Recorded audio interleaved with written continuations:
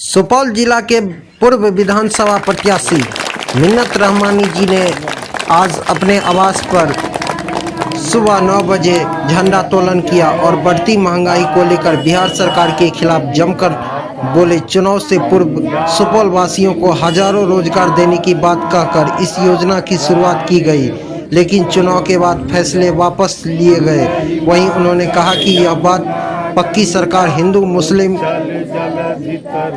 कराकर सत्ता में आ जाती है। वहीं बढ़ती महंगाई को लेकर भी कहा कि मनमोहन की सरकार में जब गैस 300 था तब बढ़ते दाम दिखाकर लोगों को गुमराह किया। मौके पर हम तमाम सुपौल वासी को एवं प्रदेश की तमाम जनता को हम हार्दिक शुभकामनाएं एवं बधाई देते हैं।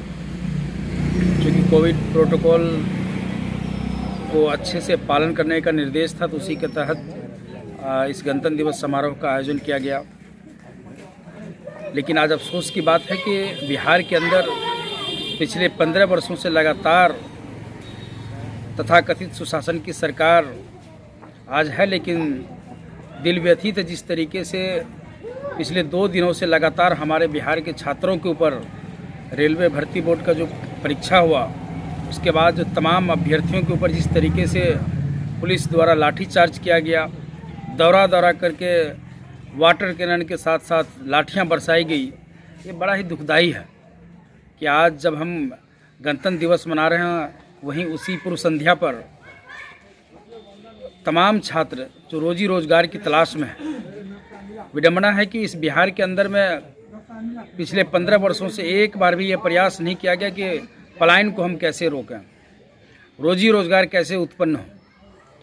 चुनाव के समय जातीय धर्म के नाम पर लोगों को बांटने की कोशिश होती है, उस पर वोट लिया जाता है, लेकिन चुनाव परिणाम आने के बाद सरकार को इस बात की फिक्र नहीं होती है कि हमने जिनसे वायदा किया हम उनके लिए कैसे खरे उतरेंगे। सर, बढ़ती महंगाई को लेकर के क्या कहना चाहेंगे? महंगाई का असर की सच्चाई तो यह है कि जब कांग्रेस पार्टी की सरकार हुआ करती थी, जिस वक्त भारतीय जनता पार्टी विपक्ष में थी, आदरणीय प्रधानमंत्री नरेंद्र मोदी जी और अमित शाह जी समेत पूरी भारतीय जनता पार्टी इस बात के लिए लोगों को दिग्भ्रमित करने की कोशिश की जा रही थी भारतीय जनता पार्टी के द्वारा कि हम जब सरकार में आएंगे तो जो डॉक्टर मनमोहन सिंह जी के समय में जो महंगाई थी उस महंगाई को हम कम करेंगे।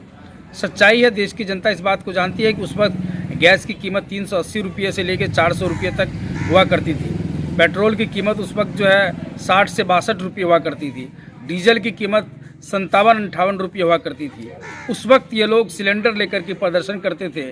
जनता ने काफ़ी वोट दिया, सरकार बनाने का काम किया, लेकिन आज लगभग ज़्यादातर महंगाई जो वो डबल हो चुकी है। जहाँ एक तरफ महंगाई बढ़ी, वहीं दूसरी तरफ बेरोजगारी 45 वर्ष के तमाम रिकॉर्ड को तोड़ करके करोड़ों लोग बेरोजगार हो चुके हैं। तमाम कल कारखाने, फैक्ट्रियां, सरकारी कंपनियों का प्राइवेटाइजेशन हो रहा है। इस वजह से महंगाई बढ़ रही है। सरकार अगर इसके ऊपर रोक लगावे, आज आप देखिए रेलवे का कितना बुरा हाल है। हम करते थे उसमें, आज कुली बेघर है।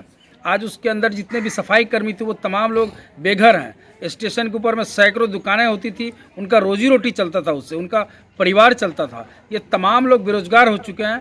जहाँ एक तरफ बेरोजगारी बढ़ रही है, दूसरी तरफ महंगाई बढ़ रही है। तो सरकार को कोई ना कोई ऐसी योजना लानी पड़ेगी जिससे कि समुचित विकास हो सके। और ख़ास करके हम जहाँ हैं अभी सुपौल में, हमारी मांग ये शुरू से रही है। हमने इलेक्शन के दौरान भी ये मुद्दे उठाए थे कि अब तो सरकार बन गई है, चुनाव ख़त्म हो चुका है, कम से कम एक कोशिश ये होनी चाहिए कि सुपौल के जो बेरोज़गार हैं उनके लिए हमारे माननीय मंत्री जी, बिहार में कई हमारे मंत्री हैं, इस ज़िले से केंद्र में भी मंत्री हैं, कोशिश होनी चाहिए कि कैसे पलायन रोक सके, कोई जूट मिल लग सके, कोई कल कारखाने ऐसे लग सके। माननीय मंत्री उद्योग ने कहा है कि हम सुपौल में 500 करोड़ की योजना लेकर के आएंगे, हम अभी तक उस योजना को नहीं देख पाए हैं। माननीय एक मंत्री जी ने कहा था कि हम डगमारा पलबिजली परियोजना लेकर के आएंगे, 2400 करोड़ की परियोजना आएगी। ये चुनाव से पहले तमाम लोगों ने वायदे किए। आज नौकरी के लिए लोग बेघर हैं, भटक रहे हैं। हम मांग करते हैं कि सुपौल के अंदर कल कारखाने लगाए जाए, जिससे कि कम से कम यहाँ की भी बेरोजगारी दूर हो सके।